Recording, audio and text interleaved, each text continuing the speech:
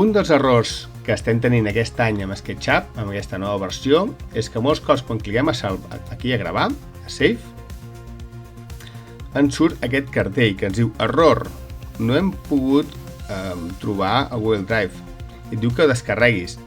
Aquest s'adient és que s'ha desconnectat del teu Google Drive. El que has de fer és anar al teu Google Drive i tornar a entrar a l'SketchUp. El que ha passat és que s'ha desconnectat el teu usuari de Google. I tornes a dir que vols tornar a entrar a Google, qui ets...